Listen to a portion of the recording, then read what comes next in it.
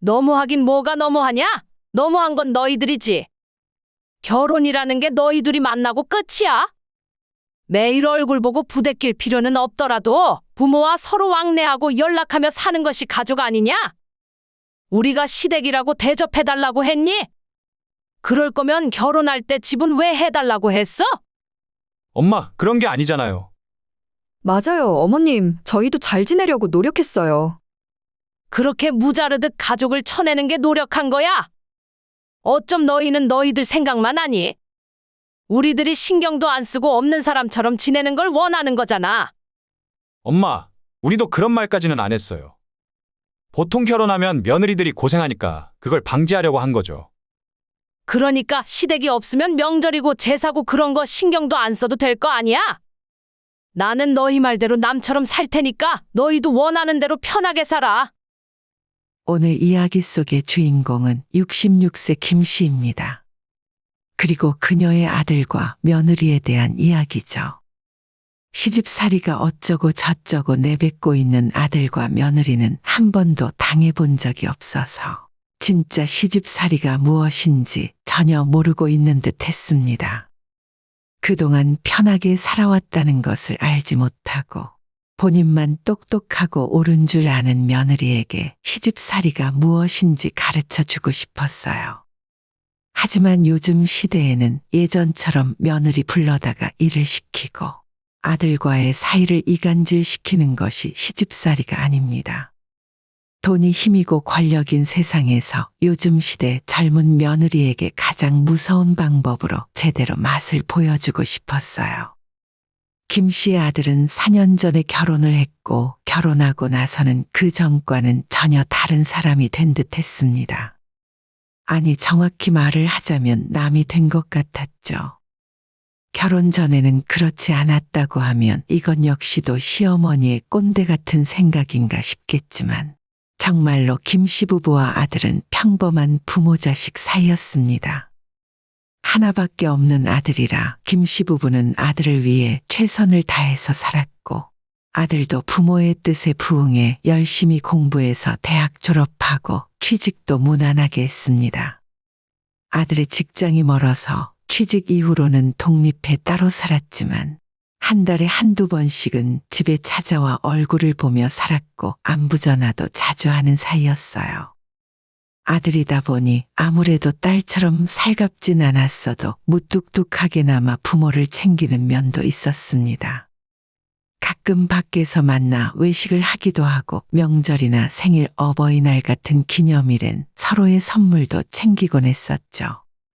결혼하면 그 횟수가 줄어들 것이라곤 생각하긴 했지만 마치 남남처럼 서로 갈라지게 될 줄은 꿈에도 몰랐습니다.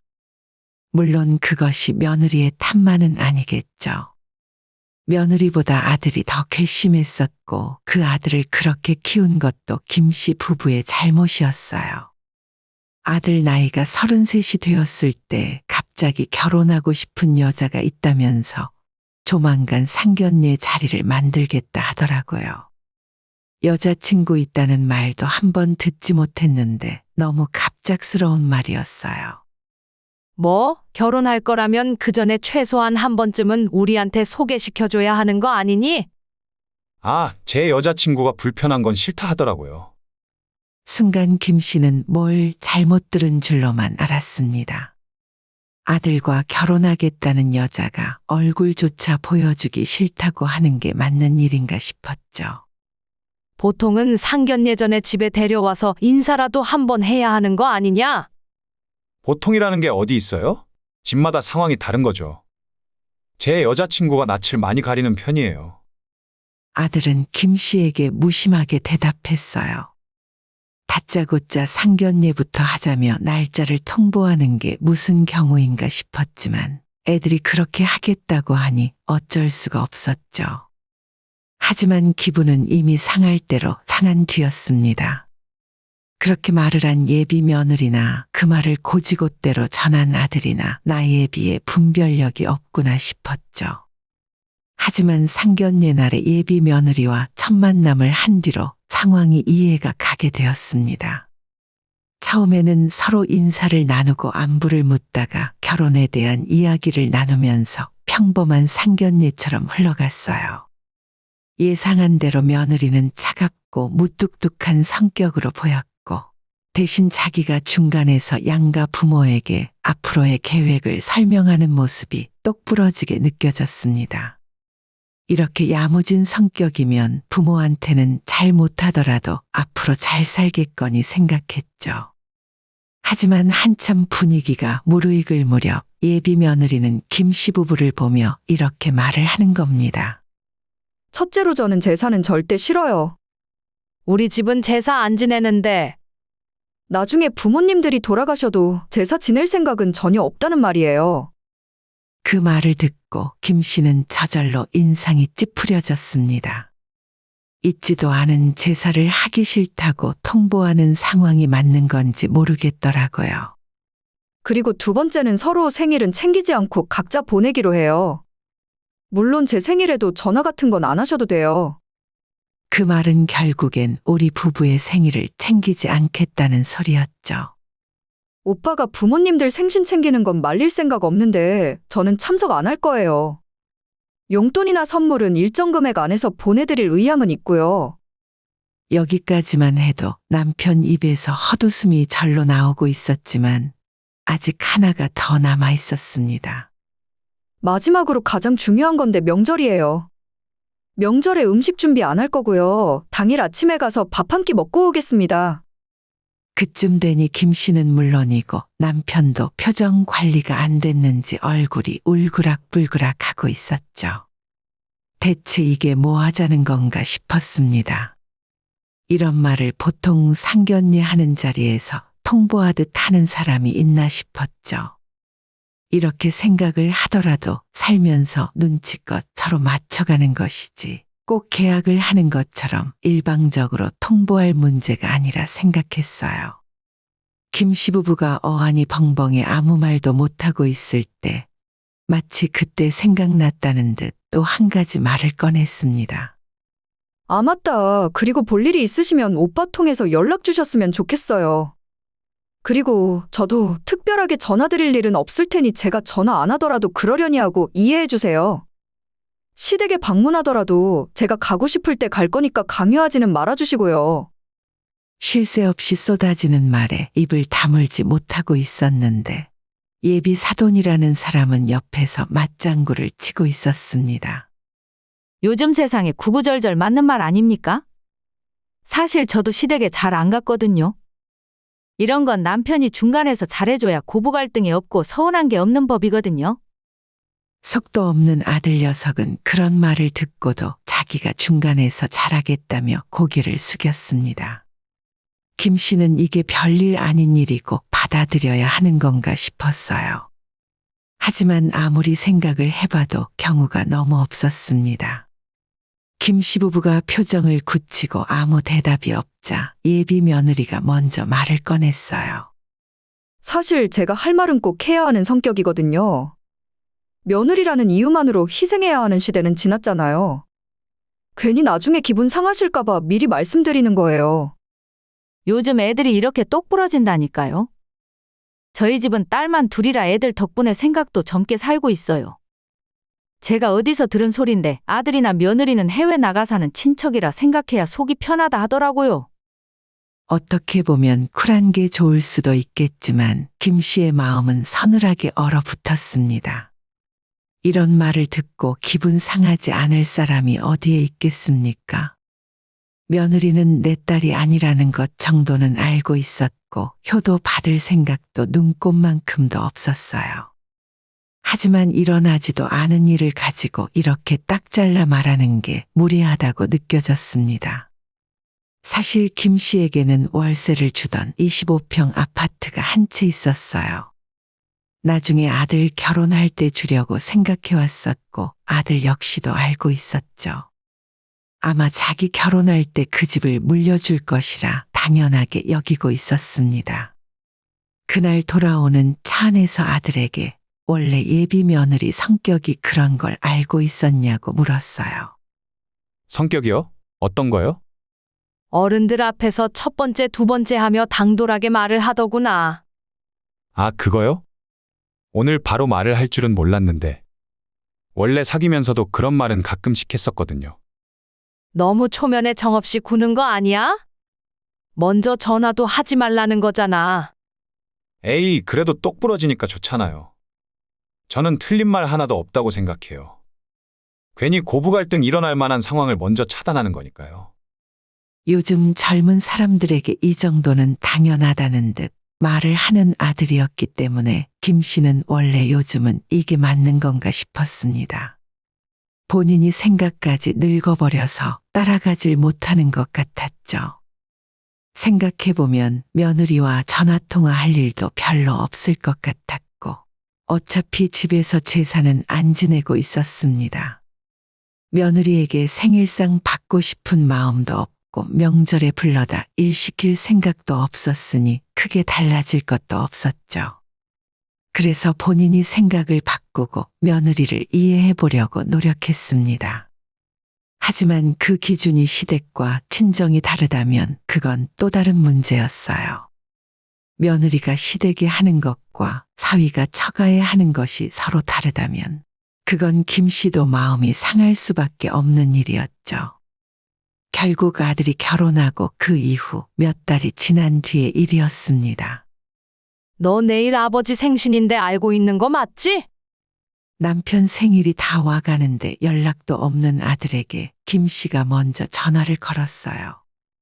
아, 맞다. 그러고 보니 벌써 그렇게 됐네요. 까먹지 말고 내일 아침에 아빠한테 전화드려. 근데 너 지금 어디니? 주변이 왜 이렇게 시끄러워? 처가댁에 잠깐 놀러 왔어요. 너가 거기까지 무슨 일로 갔어? 아들 집에서 사돈 댁까지는 차로 2시간이 넘는 거리였습니다. 장모님이 놀러 오라고 하셔서 내려왔어요. 저녁 먹고 여기서 자고 놀다가 내일 올라갈 거예요. 김 씨는 아들이 하는 말에 기가 막혔습니다. 명절 같은 날 아니면 양가 집안에는 안 가는 거 아니었니? 아니에요. 가고 싶을 땐 간다고 했잖아요. 그러니까 너네 처갓집에는 언제든지 놀러 가고 시댁에는 안 온다는 말이야. 결국엔 일정한 기준도 없이 자기들 마음대로 한다는 소리였습니다. 그리고 그걸 결정하는 건 며느리였죠. 빈정이 상해버린 김 씨는 아들과의 전화통화도 줄였습니다. 얼마 후 아들 결혼하고 첫 명절이 되었고 차례는 지내지 않았지만 밥은 먹고 간다기에 아침상을 차려야 했어요. 명세기 명절인데 잡채와 갈비찜은 아들 내외가 도착하기 전에 미리 준비를 해둔 상황이었습니다. 아들이 도착하고 나서 국을 뜨고 상차림을 마무리하는데 식탁에 숟가락과 앞접시를 놔달라는 말에 며느리가 바로 대꾸했어요. 저는 상 차리는 것도 다 같이 해야 한다고 생각해요. 오빠가 와서 숟갈 좀 놔? 그 말에 김 씨의 아들이 달려와 식탁에 숟가락을 놓기 시작했습니다. 지금은 차례상을 차리는 것도 아니고 김 씨가 다 준비한 식탁에 숟가락과 앞접시만 놓으라는 건데도 굳이 아들을 불러 일을 시키는 며느리가 정말 이상하게 생각되었어요. 불편한 분위기에서 밥을 먹기 시작했는데 김 씨의 남편이 물을 한 잔 가져다 달라고 부탁했습니다.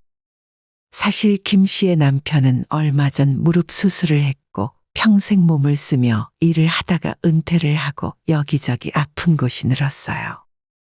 김 씨가 밥을 먹다 말고 자리에서 일어나 물을 뜨러간 사이에 며느리는 또 뭐가 못마땅했는지 시아버지에게 이렇게 말을 했습니다. 아버님, 사실 물 떠오라고 시키면 안 되는 일이에요. 본인이 드실 물은 직접 떠야죠. 그리고 여기에서 김 씨는 더는 참지 못하고 폭발하게 되었습니다.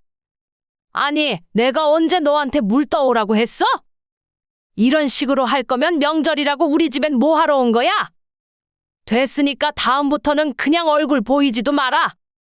집에 와봤자 밥이나 한 끼 먹고 가는 게 전부인데 그 한 끼를 차리기 위해 새벽부터 일어나서 음식 준비하는 것도 힘들고 그렇다고 함께하는 식사 자리가 유쾌하지도 않았습니다.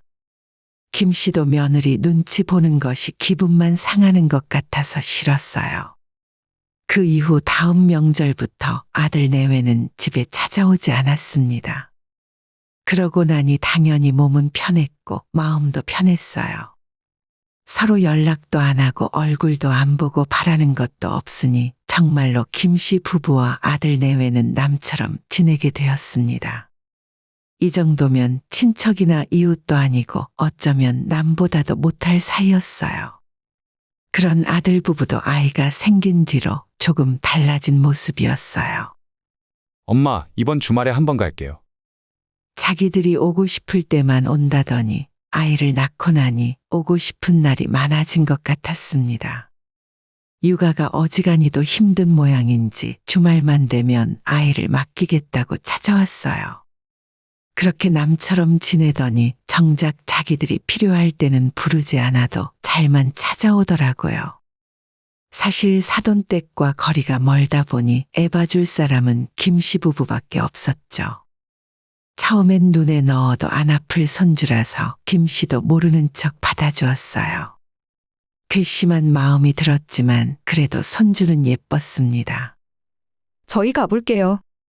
며느리는 주말에 찾아와 아이만 두고 1분도 지나기 전에 가버렸어요.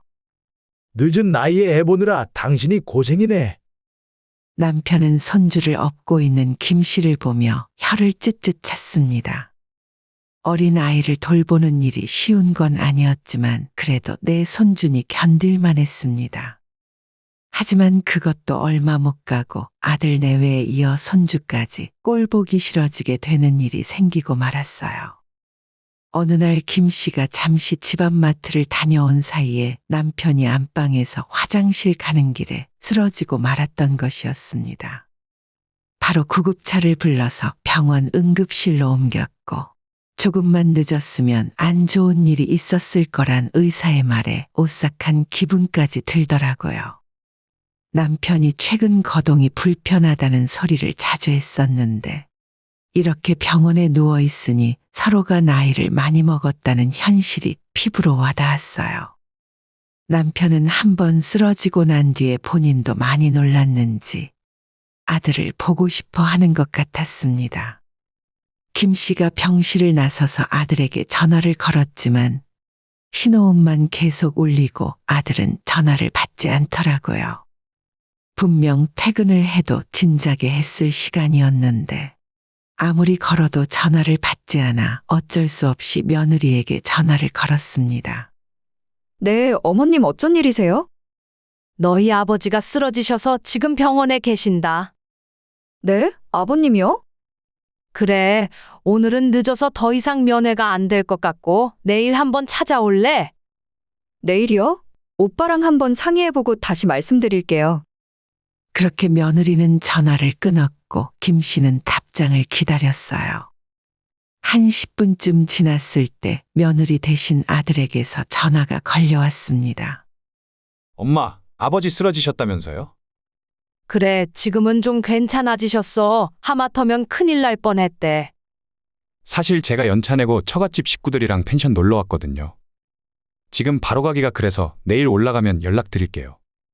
그래, 어차피 오늘은 면회도 안 되니까 내일 병원으로 와. 김 씨는 그렇게 아들과의 통화를 마쳤습니다. 남편에게 아들이 내일 병원으로 온다는 말을 전하고 다음날 아들의 연락을 기다렸어요. 하지만 오후 5시가 넘도록 아들은 전화 한 통화가 없어서 김 씨가 먼저 전화를 걸었습니다. 아, 맞다. 아버지 언제 퇴원하신다고요? 저희 아무래도 일정이 조금 밀려서 오늘 못 올라가고 내일 가야 할 것 같아요. 난처한 아들의 목소리를 듣고 김 씨는 내가 괜히 전화를 했구나 후회가 들었어요. 아버지가 쓰러져서 병원이라고 하면 헐레벌떡 달려올 아들을 상상했는데 그런 본인 생각을 비웃기라도 하듯 아들은 관심이 없었습니다. 결국 남편은 아들이 병문안 오기 전에 퇴원을 해서 집으로 돌아왔고 뒤늦게 안부 전화가 걸려왔지만 김 씨는 집에 잘 도착했다는 말을 남기고 전화를 끊어버렸습니다. 김 씨의 냉랭한 태도에 아들 며느리도 뭔가 느끼는 게 있었는지 웬일로 며느리가 먼저 전화를 걸어왔어요. 어머님, 아이랑 같이 이번 주말에 갈게요. 또 애 봐달라는 거냐? 아니요, 어머님, 아버님이랑 식사라도 같이 할까 하고요. 아버님 입원하셨을 때도 못 찾아뵈었잖아요. 못 온 게 아니라 안 온 거겠지. 괜히 그럴 필요 없다. 오지 말아라. 김 씨의 차가운 대답에 며느리가 목소리를 높였습니다. 이번에는 진짜 애 봐달라고 하는 게 아니에요. 애를 맡기는 거든 아니든 오지 말라는 소리다. 너는 너 오고 싶을 때 마음대로 오면서 나한테 거부할 권한도 없는 거냐? 김 씨가 화를 내자 며느리는 아무 말 못하고 침묵했어요. 부모라고 무조건 자식이 반가운 줄 알아? 우리가 언제 너희들한테 노후 책임지라 했냐? 아니면 용돈을 달라고 했냐? 너는 시댁에 바라는 게 있으면 며느리로서 기본적인 도리는 해야 할 거 아니냐? 어머님, 그게 아니라 저희는 저희 삶이 있으니까 이해를 해달라는 말이었어요. 우리는 우리 삶이 없니? 너도 그냥 우리랑 연 끊고 사는 게 마음 편할 것 같으니까 그렇게 해주겠다는 거야. 앞으로는 애 맡길 생각도 말아라. 김 씨는 그동안 하고 싶었던 말을 며느리에게 쏟아냈습니다. 속에서는 아직 할 말이 많았지만 더 언쟁을 했다가는 속에 불이 날 것 같아서 서둘러 전화를 끊어버렸죠. 그런데 잠시 후 이번엔 아들에게 전화가 걸려왔습니다.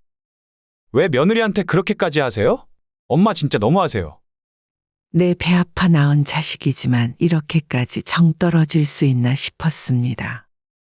너는 아버지 아파서 쓰러졌다는데 처가 식구들이랑 놀러 가니까 좋더냐? 자식 노릇도 싫고 며느리 노릇도 싫은데 결혼할 때 집은 왜 받아간 거야? 어쩜 너희는 너희들 생각만 하니? 앞으로 명절이고 제사고 그런 거 신경 안 써도 되고 편할 대로 살아. 그리고 받은 건 돌려줘라. 이번 달 말까지 집 비워.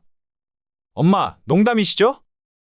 농담인지 아닌지는 나중에 보면 알겠지? 부동산에 다시 월세로 내놓을 거니까 빨리 이사 준비해. 이제야 심각한 상황을 인지했는지 아들은 뒤늦게 잘못했다고 말했지만 전부 소용이 없었어요. 어차피 너희들이 용돈 한 번 준 적 없는데 우리가 그 집 월세 주고 생활비라도 보태야겠어. 앞으로 아무것도 줄 생각 없으니까 괜한 기대 말고 너희 알아서 살아라.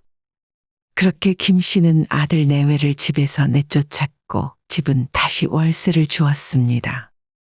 억울해하는 아들 며느리에게 나 죽어도 제사 따위 지낼 필요도 없으니까 너희들 마음대로 살라고 말했죠.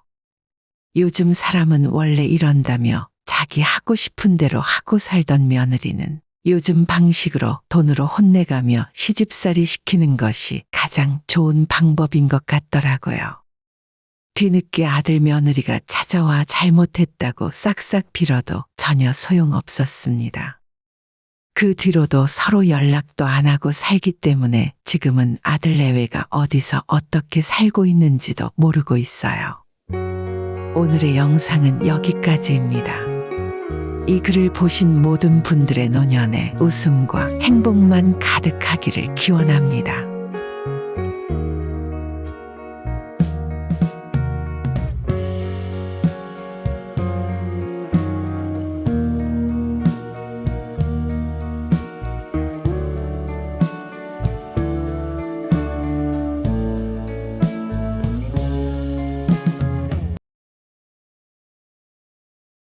당신이 연락을 제대로 안 받으니까 어머님이 자꾸 나한테 연락하시잖아.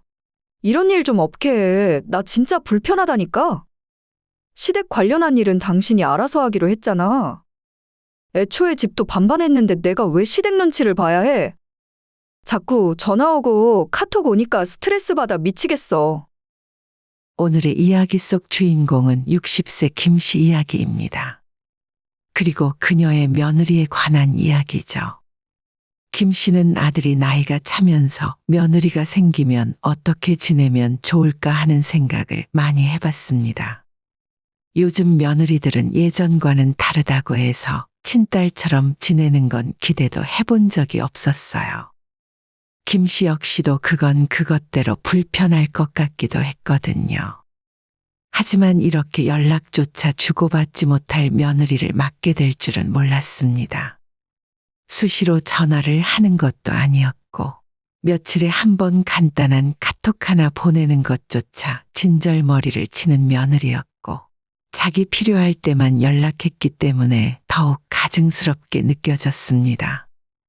그래서 김 씨가 똑같이 자기도 연락을 안 하고 답장도 하지 않았더니 이번에는 며느리가 자기를 무시한다며 난리를 피운 적도 있었어요. 그런 사람이 있을까 싶겠지만 진짜 있었습니다. 김 씨 부부에게는 아들이 딱 하나 있었는데 자식이 오직 하나였기 때문에 아들은 김 씨 부부의 사랑을 듬뿍 받으며 자랐습니다. 어려서도 그랬지만 나이가 들어서도 친밀한 부모 자식 관계를 유지했고, 아들은 좋은 대학을 나와 이름만 들으면 알만한 대기업에 들어갔어요. 직장이 다른 지역이라 대학 졸업 후에 독립을 했었고, 그래봤자 차로 1시간이면 갔기 때문에 주말마다 자주 찾아가 볼 수 있었습니다. 그리고 아들은 30대 초반이 되었을 때 결혼 상대가 있다며 여자친구를 집에 데려와 소개시켜 주었어요. 며느리의 직업은 간호사였고, 결혼 전에 인사하러 왔을 때 한 번, 그리고 상견례 때 본 뒤로 결혼식 전까지 얼굴을 볼 수가 없었습니다. 아들의 말로는 수줍음이 많아서 그렇다고 하는데, 김 씨가 보기에는 오히려 무뚝뚝한 면이 많다고 느꼈어요. 그래서 살가운 성격이 아니라는 건 진작부터 알고 있었습니다.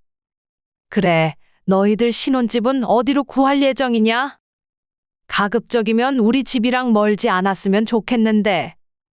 김 씨가 아들에게 듣기로는 며느리가 근무하는 병원도 아들의 직장과 그리 멀리 떨어져 있지 않았으니 신혼집을 더 먼 곳에 구할 필요가 없어 보였어요. 하지만 아들은 뚜렷한 이유를 대지 못하고 지금보다 훨씬 멀리 떨어진 옆 동네에 신혼집을 구하겠다 하더라고요. 아니, 그 동네는 지금 너가 사는 자취방보다 출근도 멀어지잖아.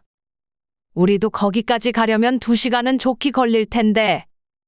그래도 회사가 가까워야 편하지. 내가 부동산 좀 알아봐 줄까? 아니에요. 그냥 저희가 상의해서 구할게요. 김 씨는 혹시나 아파트 구할 돈이 부족해 그런가 보다 싶었어요. 조금 돈이 부족하면 그 부분은 김 씨 부부가 보탤 생각도 있었는데 이미 신혼집은 양가에서 반반씩 지원하기로 결정된 사항이었습니다. 얼마 후 김 씨가 돈을 더 보태주겠다고 이야기했지만 아들은 거절했고 결국 출퇴근 시간이 훨씬 더 오래 걸리는 먼 동네에 신혼집을 구했죠. 김 씨와 남편은 이해를 할 수 없었지만 자기들이 생각이 있으니 알아서 했겠지 하는 생각에 별다른 내색을 하진 않았습니다. 아들이 결혼을 한 뒤에 김 씨는 며느리와 잘 지내보고 싶은 마음이었어요. 그래도 하나밖에 없는 며느리고 본인은 시집살이 시킬 생각이 추호도 없으니 좋게 지낼 수 있다고 생각했죠. 그래서 결혼하고 얼마 지나지 않아 며느리의 생일날이 되었을 때였습니다. 아침에 생일 축하한다는 전화를 할까 하다가 출근하느라 바쁠 것 같아서 그냥 메시지를 보내기로 했어요. 생일 축하한다는 말과 함께 미역국은 얻어먹었냐 묻고 뭐 갖고 싶은 게 있냐고 물어보는 짧은 카톡이었죠. 그게 김 씨가 며느리에게 직접 보내는 첫 카톡이었습니다. 하지만 아무리 시간이 지나도 답장이 오지 않았고 며느리가 간호사니까 일을 하느라 바빠서 확인을 못할 수도 있다고 남편이 말했어요. 나중에 연락이 오겠지 하고 며느리 줄 생일 선물을 고르기 위해 백화점을 갔다 왔는데 하루가 다 지나고 저녁이 되어도 답장은 오지 않았습니다. 선물은 아들 집으로 택배를 보내놨는데 아무리 기다려도 연락이 없는 게 이상해서 아들에게 전화를 걸어보았죠. 네, 엄마 무슨 일이세요? 며느리 바쁘니? 연락이 안 되네. 오늘 아침에 생일 축하한다고 문자를 보냈거든. 아, 방금 퇴근하고 집에 왔어요. 지금 씻고 있는데 많이 바빴나 봐요. 아, 그러니? 생일이라 뭘 사줄까 하다가 기초 화장품 사서 보냈어. 마음에 안 들면 바꿔줄 테니까 이야기하라고. 알겠어요. 제가 그렇게 전달할게요. 그로부터 한참 뒤에 며느리에게 선물 감사하다는 짧은 메시지가 도착했고, 김 씨가 재차 답장했지만 그 뒤로는 아무런 답장이 오지 않았습니다. 며느리는 거의 먼저 연락하는 법이 없었어요. 김 씨 역시도 무슨 날이 아니라면 며느리에게 따로 연락할 일은 없었죠. 가깝게 지내고 싶었던 마음과는 다르게 불편한 사이가 되어버려서 할 말이 있어도 아들을 통해 연락을 했습니다. 내일 아버지 생신인 건 알지? 다른 건 됐고 우리 같이 저녁 먹을까? 너희들 바쁘면 우리가 저녁에 그쪽으로 건너가도 되고. 내일이요? 조금 힘들 것 같은데요. 저희 둘 다 바빠서 저녁 늦게 끝나거든요. 그러니 그럼 어쩔 수 없지. 남편의 생일이었는데도 며느리에게서 생일 축하 메시지 한 통 오지 않았습니다. 아들 내외는 결혼하고 몇 달이 지났는데 얼굴 한 번 볼 수 없었어요. 가까운 거리는 아니었지만 그렇다고 못 만날 정도로 멀리 사는 것도 아니었는데 참 멀게 느껴졌어요. 어쩌다가 뭔가 물어볼 게 있어서 며느리에게 메시지를 보내면 며칠을 대답을 하지 않다가 단답으로 답장이 오는 것이 대부분이었고 더 이상 대화를 이어나갈 수도 없었습니다. 며느리에게는 친밀하게 연락을 주고받기는 힘들겠다고 판단했죠. 그래도 사람의 성향이라는 것이 있고 개개인이 다 다를 수 있기 때문에 큰 문제라고 여기진 않았습니다. 그래서 김 씨도 남편도 굳이 며느리에게 먼저 연락을 하지 않았고 할 말이 있어도 아들에게 하곤 했어요. 하지만 그때까지만 해도 며느리에게 연락하는 것이 금기시되거나 하진 않았습니다. 얼마 후 아들이 결혼하고 맞는 첫 명절이 다가올 때였어요. 아무리 그래도 사돈댁에 선물은 보내야지. 당신이 주소 좀 물어봐봐. 안 그래도 아들한테 물어봤는데 집 주소 동호수가 기억 안 난다고 오늘 며느리한테 확인받아서 다시 알려준대요.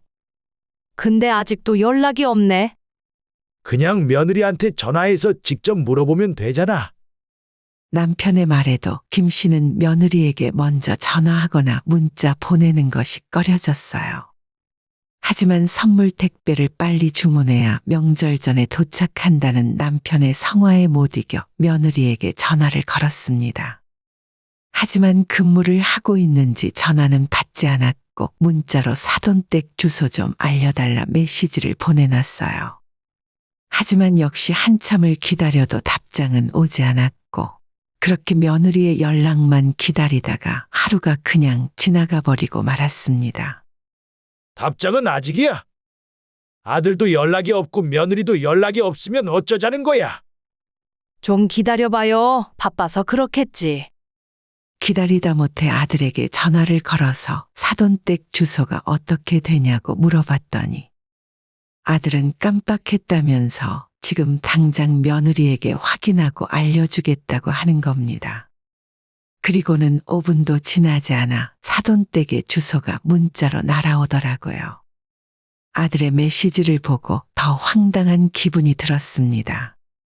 아들 역시도 며느리에게 물어보고 답장을 한 것인데 아들이 하는 연락은 몇 분도 안 되어 받았으면서 시부모의 전화와 문자는 하루가 넘도록 응답조차 없었으니 말이죠. 만에 하나 핸드폰을 못 받던 거라면 지금이라도 김 씨의 부재 중 전화나 문자를 확인했을 텐데 끝까지 답장은 오지 않았습니다. 아무리 생각을 해도 자신한테 문자 답장 정도는 해야 하는 게 아닌가 하는 찜찜함이 계속 남았어요. 그리고 다음 날 아들이 먼저 김 씨에게 전화를 걸어 이렇게 말을 했습니다. 앞으로 물어보실 일이 있으면 저한테 연락 주세요. 그 말에 김 씨는 며느리가 연락을 불편해하는 듯해서 섭섭했습니다. 김 씨가 시도 때도 없이 연락해대는 것도 아니고 결혼해서 지금까지 연락한 것이 몇 번 되지도 않았거든요. 그래 알겠다. 연락 안 하마. 며느리 입장에서 불편하다는데 어쩔 도리가 없었죠. 그렇게 생각하는 며느리에게 김 씨도 더는 연락할 생각이 들지 않았습니다. 이대로 멀어진다고 해도 말이죠. 그렇게 지내다 보니 아들이건 며느리건 남보다도 연락이 드문 사이가 되고 말았습니다. 2년 정도의 시간이 지난 후에 며느리는 아이를 낳게 되었어요. 아들에게 태어난 아이의 사진을 받았고 김 씨 부부는 한참을 고민하다가 며느리에게 고생했고 축하한다는 메시지를 보냈습니다. 처음 보낸 메시지는 시간이 지나도 확인을 하지 않았고 김 씨가 며느리에게 축하의 의미로 용돈 100만 원을 보냈더니 그제서야 감사하다는 짧은 답장을 받아볼 수 있었습니다. 김 씨가 며느리에게 몸조리 잘하고 조리원에서 나오면 아이 보러 가겠다고 다시 메시지를 보냈지만 역시 답장은 돌아오지 않았어요. 3주의 시간이 더 지났고 조리원에서 퇴원한 지 시간이 꽤 지났는데도 아들과 며느리에게 먼저 연락은 오지 않았습니다. 김 씨 부부는 태어난 손주가 너무 궁금했지만 사진도 거의 보내주지 않았어요. 아들에게 전화를 걸어 손주 보러 가도 되냐 물었지만 지금은 아이와 산모 둘 다 휴식과 안정이 필요하다고 하면서 다음 달에 오라 하더라고요. 그렇게 손주 얼굴 한 번 보는 것도 힘들었고 첫돌이 될 때까지 고작 2번 보러 간 것이 전부였어요. 손주를 보러 아들 집에 찾아가도 어쩐지 며느리 눈치를 보게 되었습니다. 바보가 아닌 이상 며느리가 김 씨 부부를 반기지 않는다는 것은 알 수가 있었어요. 그러다 보니 아들 집인데도 가시방석에 앉아 있는 것처럼 불편했고 큰 마음 먹고 찾아가도 2시간을 채 있지 못하고 돌아왔습니다. 아들 장가 보내고 나니 얼굴 보기도 힘드네. 손주 크는 것도 제대로 못 보겠고. 돌아오는 차 안에서 남편이 서운함에 투덜거렸지만 김 씨도 속이 많이 상해서 할 말도 없었어요. 아들이 결혼한 지 2년이 훌쩍 넘었지만 얼굴을 마주본 것은 10번도 채 되지 않았습니다. 그러다 보니 저절로 알게 되었어요.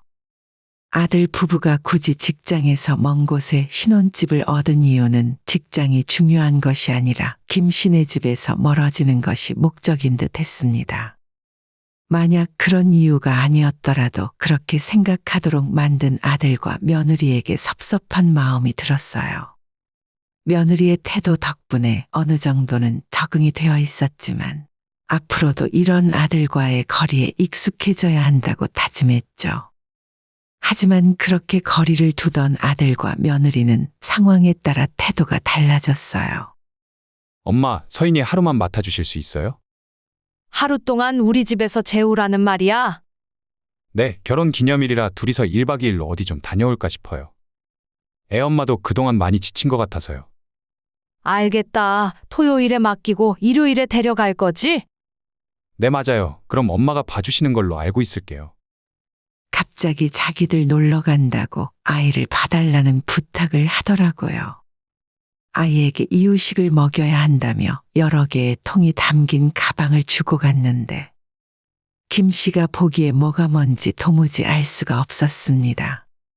남편이랑 둘이 끙끙 머리를 싸매다가 며느리에게 전화를 걸어 물어보기로 했지만 며느리는 절대 전화를 받는 법이 없었습니다. 결국 그때도 아들을 통해 물어봐서 문제를 해결했고 김 씨 부부는 슬슬 며느리에게 괘씸하다는 생각이 들기 시작했어요. 그 뒤로도 아들 부부는 주말마다 아이를 맡기러 찾아왔고 김 씨는 손주를 봐서 좋은 마음도 있었지만 아이를 봐주고도 제대로 고맙다는 인사조차 받지 못해서 섭섭한 마음도 있었죠. 한참 후 역시 토요일에 아이를 맡겼다가 일요일에 아들이 와서 손주를 데려갔는데 깜빡하고 아이 이유식통을 집에 두고 간 일이 있었습니다.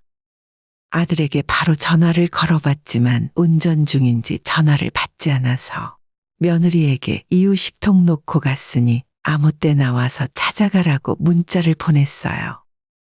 평소 같으면 며느리는 김 씨가 보낸 문자를 하루 종일 읽지 않는 것이 정상인데 그날따라 5분도 지나지 않아 바로 답장이 도착했습니다. 웬일로 이렇게 빨리 답장을 하나 싶어 김 씨는 어리둥절한 기분까지 들었어요. 하지만 메시지를 확인한 김 씨의 얼굴은 점점 딱딱하게 굳어갔습니다. 며느리는 김 씨에게 보내는 답장이 아니라 아들에게 보내는 답장을 잘못 보낸 것 같더라고요. 당신이 연락을 제대로 안 받으니까 어머님이 자꾸 나한테 연락하시잖아. 이런 일 좀 없게 해. 나 진짜 불편하다니까. 시댁 관련한 일은 당신이 알아서 하기로 했잖아. 애초에 집도 반반했는데 내가 왜 시댁 눈치를 봐야 해? 자꾸 전화 오고 카톡 오니까 스트레스 받아 미치겠어. 김 씨는 끝까지 읽지 않고 휴대폰 화면을 덮어버렸습니다. 대충 이럴 줄은 알았지만 눈으로 보니 머리가 어지럽고 속이 뜨거워지는 기분이었죠. 김 씨 부부가 며느리를 한 번이라도 괴롭혔다면 왜 그러는지 알 것 같았지만 결혼하자마자 거의 연락도 끊고 살다시피 했는데 왜 이런 반응인지 알 수가 없었어요. 적어도 다른 며느리들처럼 최소한의 예의는 지키고 살아야 하는 것이 아닌가 싶었습니다. 그리고 반반 지원을 받고 신혼집을 구한 것과 연락을 하는 것이 무슨 상관인지 도저히 모르겠더라고요. 내용과는 상관도 없이 그저 며느리 핸드폰에 시부모 이름만 뜨더라도 이렇게 화를 내고 짜증이 솟구치는 건가 싶었습니다. 며느리는 본인이 잘못 보낸 메시지가 김 씨에게 전달됐고 그걸 읽었다는 사실을 확인한 뒤에도 아무런 변명이 없었어요. 최소한 자기가 잘못 보냈다는 말이라도 해야 하는 건 아닌가 싶었죠. 김 씨는 그날 지난 3년의 시간 동안 며느리와 주고받은 메시지를 확인했어요. 하지만 3년 동안 보낸 메시지는 10건이 채 되질 않더라고요. 그리고 전화를 건 적은 단 3번이 전부였고 그마저도 한 번도 받질 않았어요. 이게 그렇게까지 스트레스를 받을 일인지 모르겠더라고요. 김 씨가 남편에게도 이 사실을 알리자 잔뜩 화가 난 남편이 아들 집에 찾아가서 혼을 내주겠다고 했지만 그렇게 한들 무슨 소용이 있겠나 싶었습니다. 이 정도로 시댁이 진절머리 나게 싫다면 김 씨도 며느리는 없는 셈 치고 사는 것이 차라리 마음 편한 일이었어요. 그나마 얼마 남아있지 않은 정마저 모두 떨어지는 기분이 들었습니다. 남처럼 살고 싶었으면 대체 결혼은 왜 한 건지 모르겠더라고요. 며느리는 그 이후로도 연락이 없었고 아들은 무슨 일이 있었는지도 모르는 듯 다음 주 주말이 되자 아이를 맡기겠다고 김 씨에게 메시지를 보냈습니다. 오후에 아이를 데리고 가겠다는 아들의 문자를 보자 김 씨는 헛웃음이 튀어나왔어요. 답장도 하지 않고 핸드폰 화면을 닫아버렸더니 30분이 지나 아들에게 전화가 걸려왔습니다. 그리고 아들의 전화도 받지 않았어요. 김 씨가 전화를 받지 않으니 남편에게 전화가 걸려왔고 남편도 핸드폰을 소파에 집어 던져버리더라고요. 김 씨 부부 둘 다 아들의 전화를 받지 않으니 이번엔 며느리에게 전화가 걸려왔습니다. 처음으로 먼저 걸려온 며느리의 전화였죠. 과연 뭐라고 말을 할지 궁금했지만 며느리의 전화도 받지 않았어요. 그러자 한참 뒤에 이번엔 초인종이 울렸습니다. 애는 맡겨야겠고 전화는 받지 않으니 무작정 집으로 찾아온 모양이었죠. 문 열어주지 마라. 남편은 김 씨에게 단호히 이야기했습니다. 하지만 김 씨는 아들 며느리에게 문을 열어주었죠. 그렇다고 해서 집안에 들일 생각은 추호도 없었습니다. 현관문을 열었더니 손주를 안고 있는 아들과 며느리가 보였어요. 아니, 왜 집에 계시면서 두 분 다 연락을 안 받으세요? 맞아요, 어머님. 저희가 문자도 보냈고 전화도 드렸는데 답장도 없으시고. 내가 너희들이 문자 보내면 답장을 해야 하니? 어차피 서로 불편한 사이에. 엄마, 그게 무슨 말씀이세요? 불편한 사이라니. 나한테 그런 소리 할 필요 없고 서인이 엄마한테 물어봐라. 김 씨의 말에 아들은 어리둥절한 표정을 지었고 며느리는 사색이 되어 있었어요. 이럴 줄 모르고 여기까지 찾아온 건가 싶었습니다. 너는 부모랑 연락하는 게 그렇게 부담스럽고 싫은데 애는 왜 맡기러 찾아왔니? 참 이기적이네. 그게 아니고요, 어머님. 그때는 제가 실수로. 그래, 아들이 아니라 나한테 보낸 건 실수였겠지? 그 마음까지 실수는 아니었을 거 아니야? 앞으로는 손주 맡아줄 생각도 없고 모든 건 네 뜻대로 해라. 우리는 무슨 일이 있어도 너희들한테 먼저 연락 안 할게. 대신 너희도 그렇게 해다오. 나도 아들 며느리 손주까지 싹 없다고 생각하고 살게. 엄마, 그게 무슨 말이에요? 너도 애 엄마가 우리 연락하는 것조차 싫어하는 걸 몰랐다고는 안 하겠지?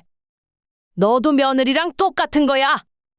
이제 너한테 기대하는 거 없으니까 너희끼리 잘 먹고 잘 살아라. 김 씨는 그 말을 남기고 현관문을 닫아버렸어요.